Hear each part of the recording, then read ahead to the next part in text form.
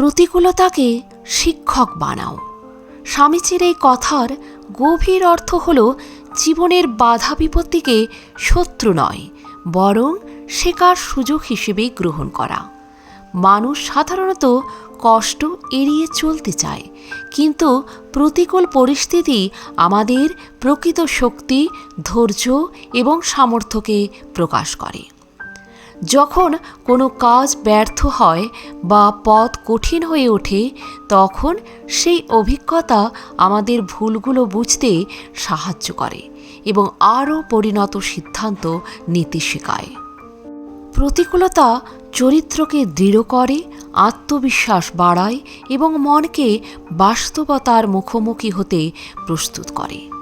এই দৃষ্টিভঙ্গি গড়ে তুললে কষ্ট আর বোঝা মনে হয় না, বরং তা হয়ে ওঠে উন্নতির সিঁড়ি।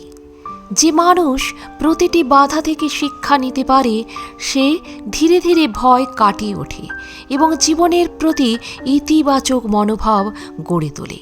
শেষ পর্যন্ত প্রতিকূলতাকে শিক্ষক হিসেবে গ্রহণ করা মানে হল প্রতিটি চ্যালেঞ্জকে আত্ম উন্নয়নের সুযোগে রূপান্তরিত করা, যা মানুষকে আরও শক্ত, জ্ঞানী ও স্থির চেতা করে তোলে। প্রণাম স্বামীজি। আজ এ পর্যন্তই। ভালো থাকবেন, সুস্থ থাকবেন। যদি ভিডিওটি ভালো লাগে একটা লাইক অবশ্যই করবেন। আর আপনি যদি নতুন এসে থাকেন আমার চ্যানেলটিকে সাবস্ক্রাইব করে বেল আইকনটি প্রেস করতে ভুলবেন না। সবার আগে বেলা 3টেয় পৌঁছে যাবে আমার ভিডিওগুলি আপনার কাছে প্রতিদিন। ধন্যবাদ।